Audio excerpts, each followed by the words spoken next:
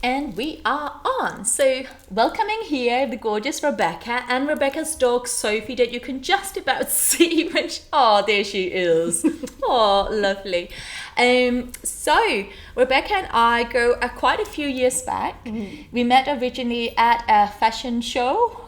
Photo shoot. Photo shoot, there we go. And then years would go by. And one day you walked into my class at Shoreditch House in Shoreditch, and I was like, I know you from somewhere. And I think it took pretty much the whole class to kind of, I think it took me 60 minutes before I realized that we had worked together, and somehow it was something to do with fashion back in the day when I was modeling. And then you remembered a little while later as well, right? Oh, yeah. No, I know it was so good because I'd broken my collarbone and I wanted to do some things. Everyone told me, oh, your arm will just be like fixed to here. And I was like, that can't be true. And then one of my friends, Sarah, told me about your class. And she's like, if you just come and you just breathe, you'll feel happy in this class. And that was exactly the case. Oh my God, it's been such a beautiful journey because I do remember you walked in and I remember you were concerned about your arm, of course, as anyone would be. And it was just such a testament, not just to our connection and to yoga in general, but that so often people can go to the doctor, any kind of professional, and be told something by well-meaning people, but that really blocks their innate ability to self-heal. You know, and the fact that you showed up, you trusted the advice from your friend, and then, you know, you trusted your body enough and you trusted me to hold space for you and to guide you, and to then be here. I mean, almost a year later, was it a year ago that we met or something? I have no idea. I have no idea of time, but I can dance away now. So that changed everything. Right, and that's, just absolutely incredible.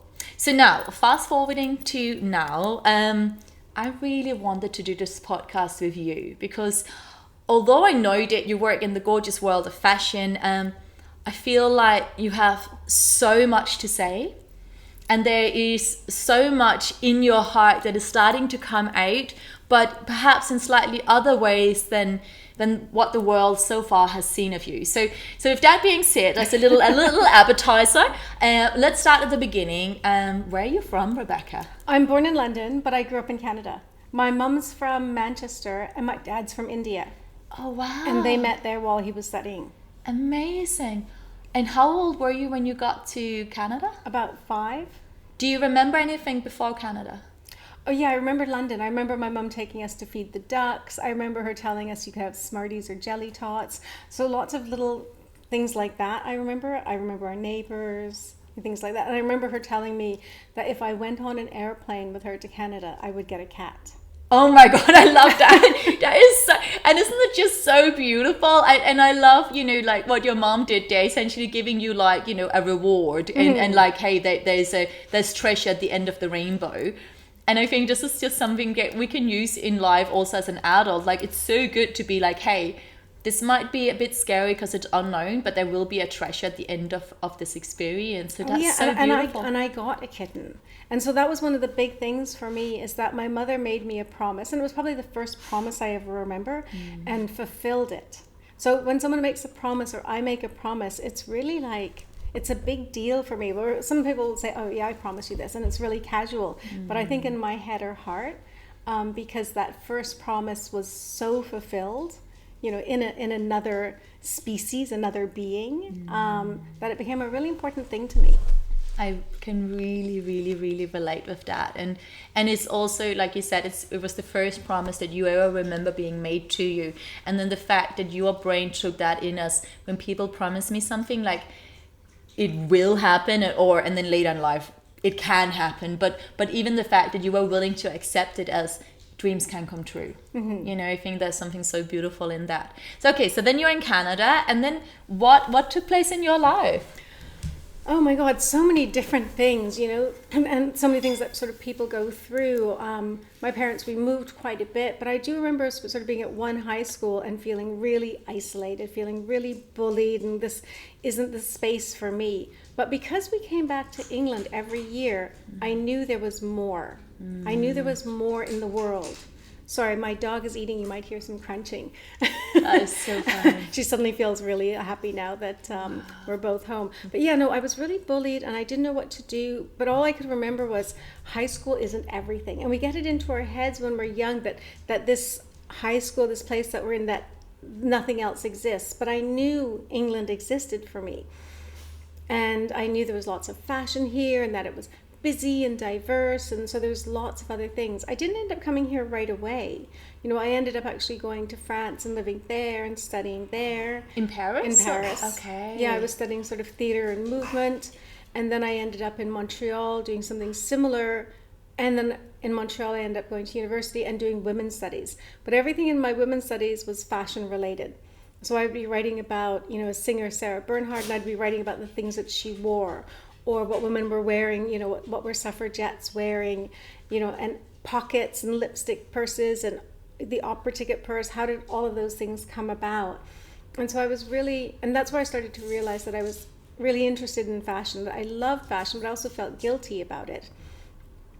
And then when I was back in Toronto, I worked as a volunteer job for an organization, and I forget what they're called, but it was working with women who had either come out of prison or refugees and who needed clothing for the first job. And so once the person had the interview, you'd be dressed for the interview, and suddenly you'd see these women wearing beautiful suits, and what they felt on the inside was on the outside, or how they could imagine themselves, they could really see themselves. And it started to, for me, and this is, 20, 30 years back, to really understand the power of clothes, how fashion could be so empowering for women. That women's lives are so hard. They're so hard, and we take out so much.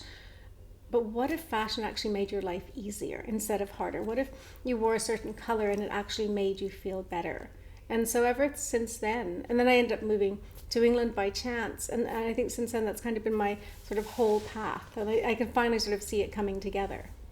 Oh my God, there's so much here. I'm just fascinated listening. I'm like, wow, where do I even begin? Because everything feels so inspiring to me right now. And it's so similar, like the way that, I also personally kind of stumbled into fashion. I mean, I remember as a kid, I originally trained as a ballerina at the Royal Danish Ballet, but alongside that, I remember I was obsessed with fashion, but in Fashion Through the Times. So I would draw old, I would look at my grandma's old magazines and look at the women in there, and then sort of just handed drawing, painting their outfits and what they represented. And I would even write down key words with what they represented, because similarly to you, for me, fashion was an expression of your inner state, right?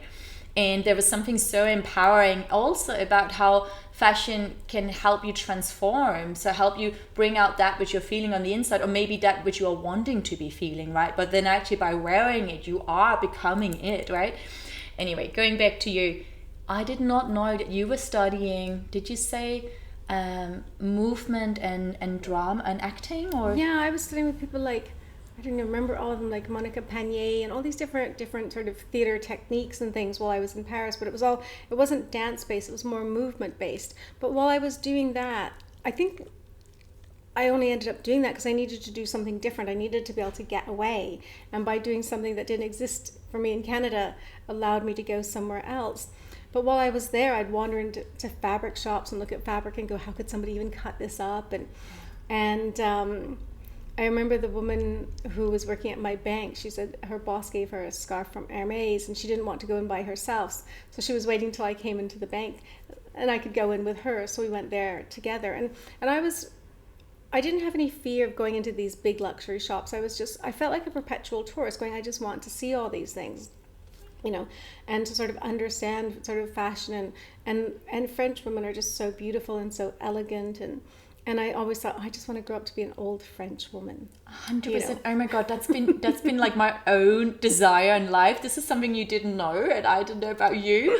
Yeah, you're so right, because the French women, this whole sort of flawless beauty, this kind of natural flawless beauty, this timeless beauty, and this kind of so much confidence in just wearing a really simple black dress, like black cotton, oversized, whatever, but there's just so much confidence in that woman, And for some reason, obviously, I with a cigarette, even though I don't smoke. But it's just it's just part of the espresso. There has to be an espresso and Yeah, even though I'm espresso is too strong, great. It's that whole same idea. And I was speaking with somebody recently, and it was the idea about, as we age, and we're talking about the word glamorous. That glamour doesn't belong to an age. So whatever age you are, you can be glamorous. And French women, they're really elegant. There's something really glamorous about them, and it's an ageless quality that doesn't belong to any generation. 100%. And I think this is also something that is really standing out for me as I'm sitting here in your amazing energy. This thing of like fashion or expressing yourself through what you wear, through what you decide to color of hair, etc., etc. Yeah, like your outward expression, your physical expression is not determined by your age or your class or your belief systems, or limited by your pocket, i.e. finances, right? Like, anything is allowed, anything is possible. And I think that's also why we both share this love of London, right? Because, I'm from Copenhagen, Denmark, and as much as that's beautiful, it's very pastel, it's very gray, it's very like, this is how we dress, right? And maybe that's just my own narrow-mindedness about it. But I remember coming to London at 16, and I also came from a background of, yes, part of Royal Danish Ballet was amazing. I think you know a bit about that story. And another part was absolutely not trusting my own ability, absolutely feeling like I did not belong. I felt like I'd somehow like just cheated my way in, and somehow like the whole imposter thing. And then in school, like in the academic school there, like I was the little girl that had zero breasts basically. And I remember some of the boys were like, oh, are you a boy? Are you a girl? Like there was so much internal battle going on within me. And then when I finally broke free of that, and I came to London. London was exactly what it was to you, it sounds like. That place where I could reinvent myself. I could do whatever I wanted to do. And actually, fashion was always that for me. So even, I remember in kindergarten, this is obviously stories my mom have told me, I used to wear dresses on top of my jeans because I would refuse to wear anything but what I wanted to wear. And being in Copenhagen, it's freezing cold in the winter. So my parents were like, okay, you want to wear that gorgeous princess dress? Well, it's going to be jeans underneath. So that's what we did. And we started a trend in the kindergarten, like that whole thing of like, I have such a passionate personality and I wanted to do whatever I wanted to do. And I think that is really that thing that we can allow our physical outward expression to really reflect that, right? And London is just such an incredible place for that. I think it's also having that freedom, the way children, I see children in the Tesco in their fairy outfit, and I'm like, why aren't I doing that? What am I holding on to? What am I? Right. Whose voice am I listening to? Right. And fashion the other thing is fashion can be easy. It doesn't have to be difficult. And also what you said, there's so much secondhand, there's so much choice in the world, there's so much, you can share outfits with a friend, there's so many different ways of doing that. But it's that idea of being either one, you might have to know yourself a little bit, and if you don't know yourself a little bit, then you try things on to go, is this me? Is this not me? Or is this the me that I'd really like to be, but I hold back a little bit. Right. So we can use it to experiment and explore, or not just, how this looks, but really fully like part of our personality, part of our psyche. Right. I mean, that's one of the things that I love the most now that I'm actually not modeling anymore, really, is that every day I wake up and I can just go, how do I feel today? Do I want to be sporty? Do I want to be, on my little scooter being all cool? Or do I want to be nice and bohemian and romantic? And like, it really is just an expression of what's going on for us. And also similarly on days where, we're feeling really down in energy, I can put on that really bright yellow jumper or sparkly dress. And that's it. For me, I always love the contrast. I think I use fashion like my clothes and my makeup and even what I put on perfumes, as like mainly to kind of empower and uplift my energy, right? To really go, oh, actually, I feel a little bit like I just want to blend in today, but no, I'm going to stand out. I'm going to actually open up and go, hey, Josie, will the real Josephine really step out today? Oh, yes, there she is in her sparkly dress and big flowers or whatever. Well, that's also the thing. We're multifaceted. We might have one style, but even within that style, we're going to have lots of different ways to express ourselves. And I think that's one of the things that I want to be able to do for women, is to remind women that life is easier. Fashion does not have to be hard. You know, it's kind of like when we think of colors and rays of light and how we see things. And so not only what you're wearing does impact you, but it also impacts the other people around you. You know, I think that's the thing that we don't always realize. And it's not that we're dressing in a way fishing for a compliment or something like that, but it's kind of like when you see somebody on the street, you know, wearing, you know, head to toe red, and you can't help but smile because you're like, wow, that looks so nice. Or you see someone on the tube, and I've noticed, if say I'm dressed up to go out to an event and I'm on the tube, inevitably somebody will say to me, oh, I really like your outfit. Right. And I made a deal with one of my friends when we were 21. She was working in Toronto. There's sort of a lot of underground malls and things, and she was working in a bank and she hated it, and she said the women were so mean. So we made a pact to make sure that, you know, so many times per day we try and give a compliment to a stranger. And it's so nice actually when somebody you don't know comes up to you and says something to you and it's genuine. They're like, wow, I really like that bracelet, or oh, I really like your fringe, or I really like the colors that you're wearing today. 100%. And you're so right. I mean, the power of the so-called random acts of kindness is so underestimated. Like, I always share that, and it's such a key message, you know. Without being dramatic, I say it a lot, but I think it's important to remember, I think it's every 4 seconds someone commits suicide. I mean, there is the reality of the world that we live in, and usually, without going into depth about that, it's because we don't feel seen, we don't feel acknowledged, we don't feel loved, right? We don't feel like, well, what's the point, really? And you just giving the teeny tiny, that could seem like a quick comment planted in space and time, can literally mean the difference between someone choosing to take their own life or not that day. Oh no, yeah. And it 100% can. And then going a little bit less dramatic, it can really just, you know, cheers up from going, oh my God, you know, so many things are happening in my life and I don't really know where to go here, where to go there. And then all of a sudden someone stops and they see you. And by commenting on their outfit or their gorgeous, whatever it is, just anything that stands out to you, you are essentially saying, hey, I see you, I appreciate you, I acknowledge you. Well, you speak a lot about that connectivity, that we want to be connected. So what if something as simple as fashion connects us? Right. Like, as you can see, I have a dog. And whenever I'm on the tube, with the dog, people speak to me. Somebody inevitably says, oh, I like your dog. How old is your dog? And it makes me realize it's not even about the dog. It's that people want to connect. Right. But we don't have something to connect us. We don't have the bridge. We don't have the bridge. Yeah. So how do we create those bridges? Right. You know, how do we start to talk to people, you know, 100%. that we don't know? And it doesn't have to be big. It can be really, really simple. 100%. Oh my God, yeah. Oh, as always, so much I want to hear from you, but I want to take us into the direction of, you were mentioning this to me the other day, something about your passion for the environment, something like this. So do you want to share a little bit about this? What's going on in your world? Well, so I work a lot in sustainability. Like, actually, everything in my flat is secondhand. Yay! Yeah, even it's the same thing in our house. I love that so much. Even the dog is rehomed. Oh my God, same thing for me when I had my cat Sky. Yeah, Sky was also from another home. Yeah, so I didn't realize till actually during COVID that, you know, and I've been vegan for a long time, that how I was living my life and how my fashion life were kind of separate. And I didn't sort of realize that. But I'd meet people who also work in fashion and sustainability, and they know so much about the world and the clothing dyes and so much. And I was like, oh, I don't know very much about that. Yeah. But then I kind of realized, no, I don't know a lot about that, but this is how I live. And this is how I've been living for a long time.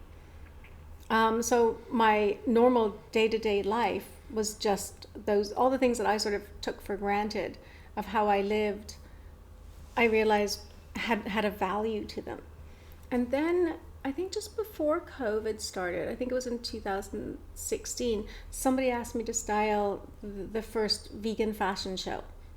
And the whole goal I had with that was like, it cannot be beige. I know. No more straw. I just kind of thought, I want to show that vegan fashion can be fashion forward. And so that's been my whole goal.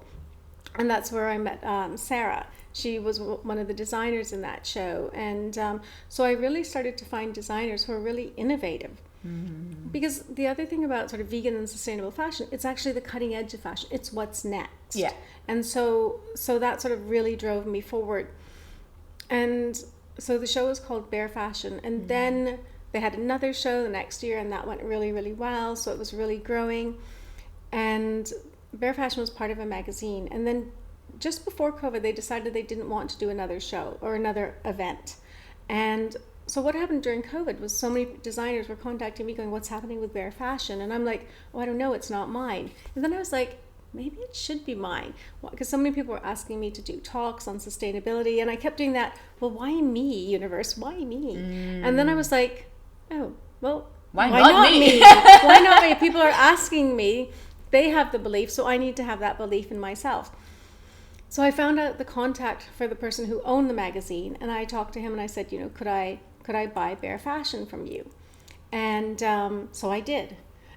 Oh my God! And then I wasn't sure what to do with it. I was like, I don't really want to create an events company. And then I talked to all the designers. What should we do with this now that I have it? And they're like, oh, create a marketplace. And I'm like, what's a marketplace? And they're like, Amazon. And I'm like, create a shop like Amazon? Oh my God, that sounds so daunting. And then I found someone to work with. I created a shop on Shopify, and I then created a platform selling vegan fashion online. Wow. And so that was sort of one of the things that came about with what I was doing.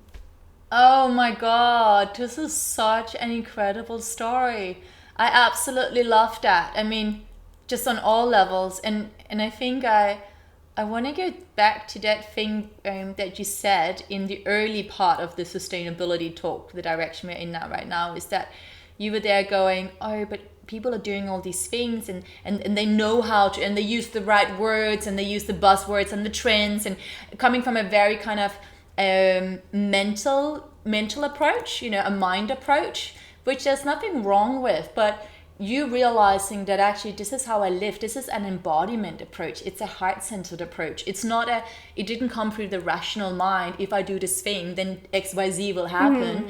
It came from, this feels right. I will do this next thing. This feels right. I will, you know, like even to, you know, your furniture, your clothes, how you design your home, even your gorgeous little dog, like you were saying, everything that is you, essentially the whole 360 of how you live your life is that.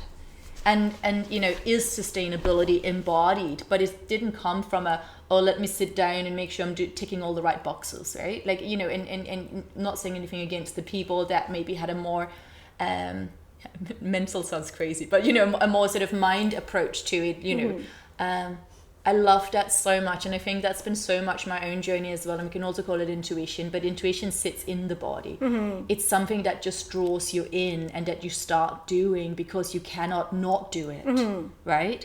There's you know, that coming at everything in life from that space is just so beautiful. And I'm so happy to hear that people were like, hey, don't you want to do a talk about this? And you were like, if people believe in me, I need to believe in me, right? That's so amazing. Wow. My God. So you created this whole shop that I didn't even know you did. What is it called again? Bare Fashion. Bare Fashion. Bare Fashion. And what's the website? Barefashion.co.uk. Barefashion.co.uk. So people can find you there and go ahead and order gorgeous vegan garments. Yeah, vegan garments, vegan boots, shoes, all sorts of things. And it's growing. I think that's the other thing. I've set it up in a way that it serves the designers that I'm working with, and that it serves that it has to work for all of us. Right. You know, and because working as a fashion stylist for so long, I also know how hard it is to be a designer, you know, that whole creative journey. So this way we can kind of have this creative journey together. And again, building community, building contacts, all the designers that I work with. I realized the other day, I was looking at one on Instagram, and then I realized she was following all the other designers that are on Bare Fashion. I was like, when did they meet? When did they start messaging each other or cheering each other on? You know, and that's one of the things that I discovered really started happening. And I realized, oh wow, this is so nice. It's absolutely and it's absolutely incredible, and it's such, you know, thank you so much for sharing with me and with us. But it's also such an important point to point out, because, you know, this is something this is something we've lost in a lot of, especially very big cities. We come to the big city and there's such an urge to not just thrive, but to survive. And the survival is very much done usually from, you know, I have to be okay. So it's very, you know, we live in this illusion that unless we are constantly working by ourselves, then there will be no one else there for you. We have the scarcity mindset, right? And it's like, it's not the survival of the fittest. It's actually like, together we thrive, and we also only thrive together. You know, as you go back to a lot of maybe what we would call more primitive civilizations, and there, you know, people really do look out for each other. For instance, I was in Cuba a few years ago, and so in Cuba there's so many things are so rationed, not just food, but also in terms of cars. There are such a limited amount of cars. Contrary to popular beliefs, we don't just all have those Habana cool cars driving around. Actually, very few cars, which meant, and this is kind of hilarious, so I was there with my ex-boyfriend, and we had to go on a 12-hour journey to the other side of the island. Cuba is bigger than you think. And anyway, we had booked what we had thought was a private taxi. The private taxi arrives and the taxi driver is like, oh, we need to pull in here to pick up my amigo, something. And I'm like, yeah, that's fine. You know, there's a 4-people car. We drive in there. And then after half an hour, he's like, oh, we must drive in here because we have to pick up this other amigo of the amigo, right? Because he needs to go to the hospital to do blah, blah, blah. And now I'm getting a bit like, you know, like normal Western personality. Like, I thought we paid a fortune for this car ride. And all of a sudden, you know, I paused and I didn't say anything because I realized, I was like, wow. There is such a limited amount of cars on this island. He's actually not trying to be cheeky or anything at all. It's just, you know, the more time I spend in Cuba, the more I realize that everyone not only wants to help everyone, you have to help everyone, because otherwise that friend of yours just won't get to hospital. Like, not just because of lack of money, but there literally isn't enough resources. So you have to share and you have to look out for one another. And I think not only looking out because it's necessary, but also understanding that we are so much stronger, so much more creative, so much more loving, so much freer when we come together. And it's just, it goes against most things that society will teach you. So it's so beautiful to sit here now with you and to hear about this amazing journey with Bare Fashion. Yeah. Well, so you asked. Sorry, I could talk about this for hours. No, because it is interesting. Because we're taught so much about the individual, and being an individual is lonely. Being an individual is hard. So that whole idea of connectivity or meeting like-minded people or finding people, like even in yoga, the people that you see every week, that you have this, you know, once a week that you connect with, it's just so important on so many levels. 100%. And it's also so interesting, this thing of like, so we do so much of what we do in life is because we are seeking the validation from outside, right? And yet we want the validation, but we only want it for a certain amount from certain people. And then once we have it, we think that then we would feel great just going home to our own little homes. And of course we don't, because the biggest thing that causes illness on this planet is the sense of loneliness, is the sense of separation. Wow. It's this illusion that you are by yourself. And like I always share, like I tell it to myself all the time, but we don't have to be.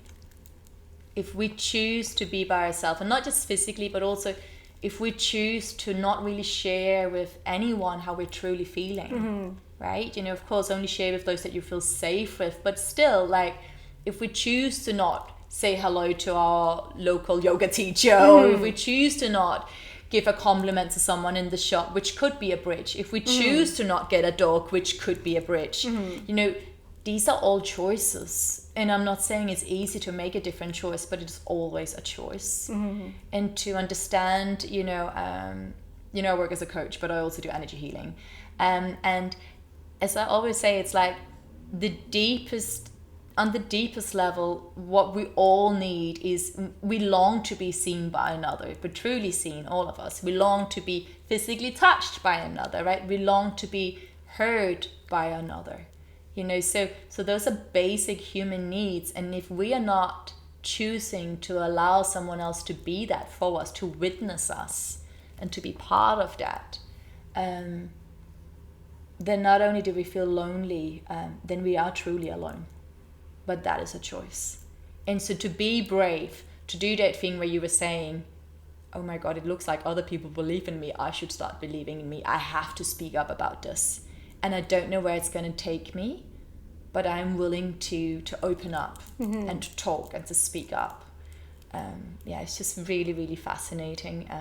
I'm so proud of you. Thank you. Yay! So tell me again, so what are you feeling inspired? So 2025, this is where we're at today. It's January. What are you feeling inspired to share this year?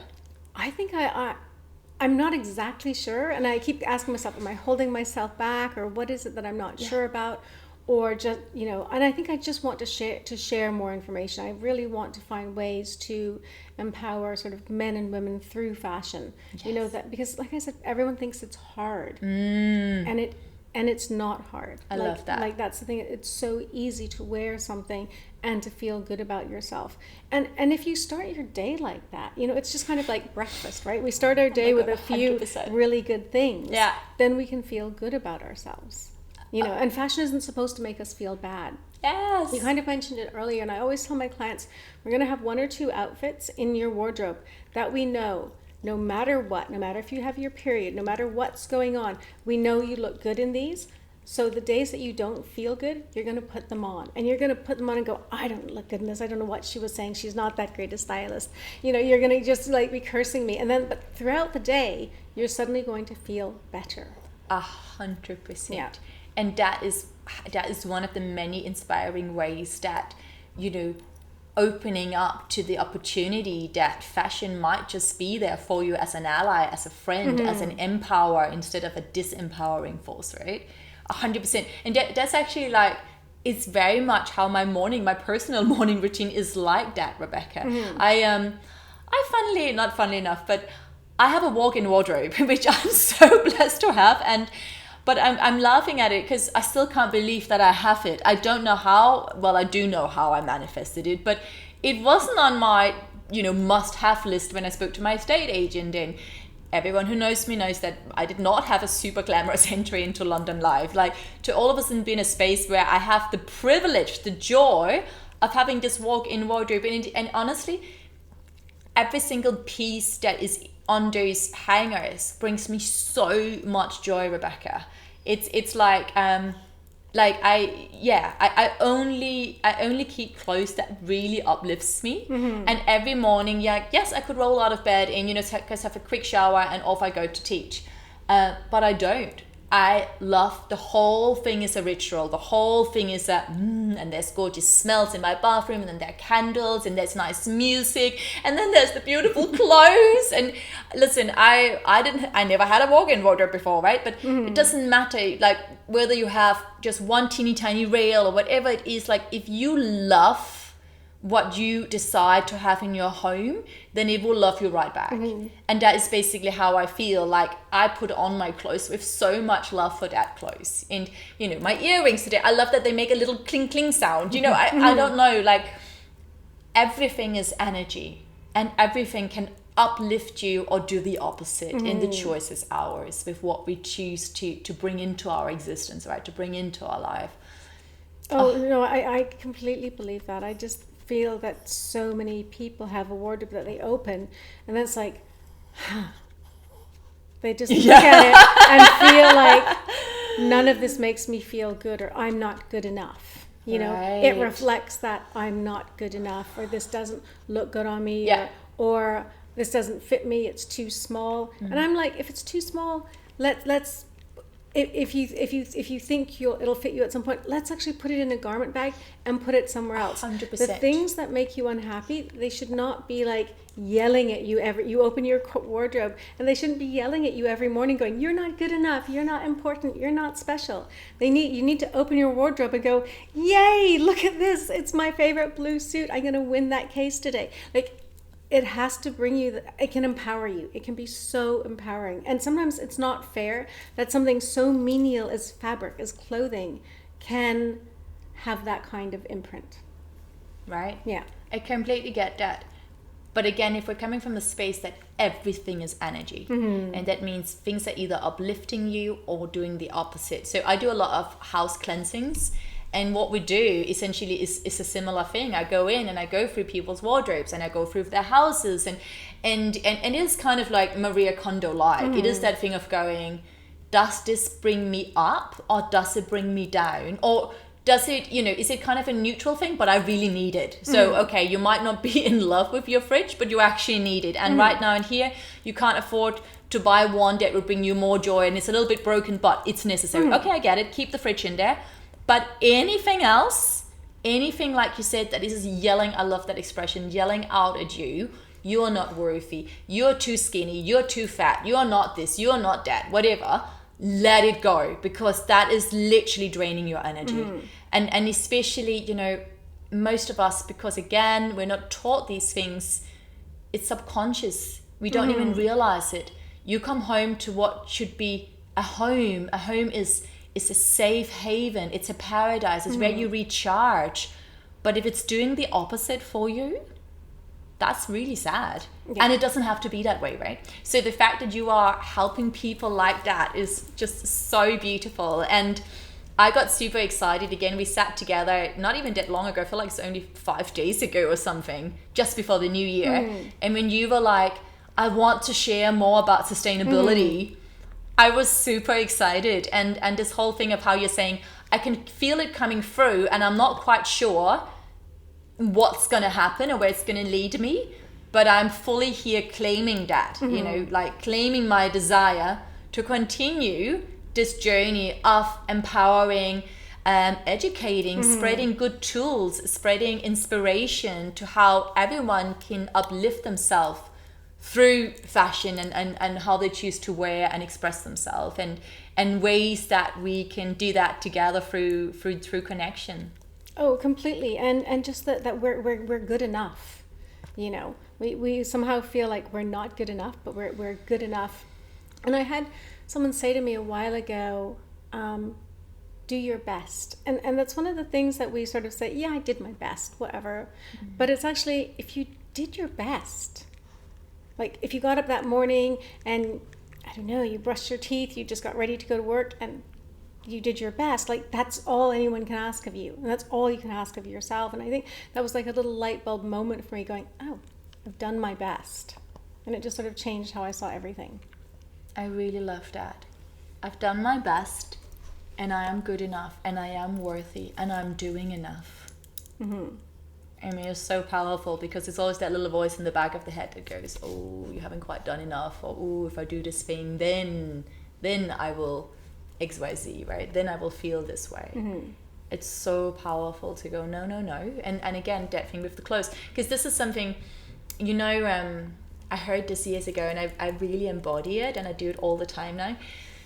You know how quite often people will go, oh, I will only wear that thing for a special occasion, or I will only wear the special perfume or a special shoes or whatever it is for a special occasion. And then, I will only drink this wine for a special occasion. And then it's like, but isn't every day a special occasion?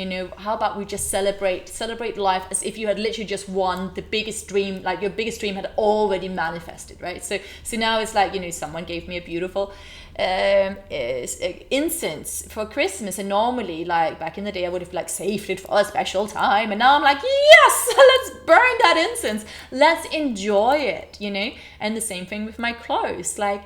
Hence why quite often I will wear what perhaps to a lot of people will seem very weird choice of clothing. I will be the person that goes to what is supposed to be a casual meetup in a golden glitter dress. And that's just how I felt that day, right? And I love that. I loved it. I have come to a point in my life where I feel so comfortable with who I am that I don't need anyone else to love it. I just love it. And yeah, that's so nice. Oh, that's so lovely. Because that's what you want. Yeah. You want to be that little kid who wears the fairy dress to Tesco. Exactly. You just want to be able to just be free enough to be who you are. Exactly. Yeah. Okay, my lovely. So where can people find out more about you? And in case people are excited about... actually, can I ask you, what would be just...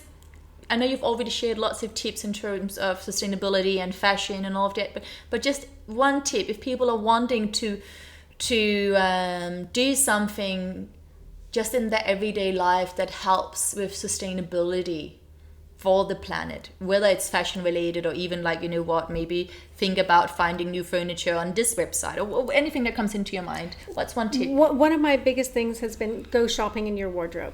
You already have a wardrobe full of clothes and probably some clothes that you love, but you wear them with the same thing. That whatever you wear, I don't know, your blue jumper, you only wear it with this pair of jeans or this skirt. And it's kind of like mixing it up and trying things that you wouldn't normally try. And I think that's the biggest thing. So often when I'm working with someone, I'm finding all these new outfits in their wardrobe because they're just different combinations that person couldn't see.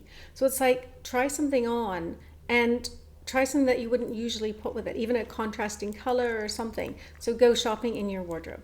Oh my God, I loved it so much. And I'm actually just going to add to that tip because so again, I really love, I always have this thing, I'm quite a minimalist, so whenever I buy something, I normally give something away, all of that.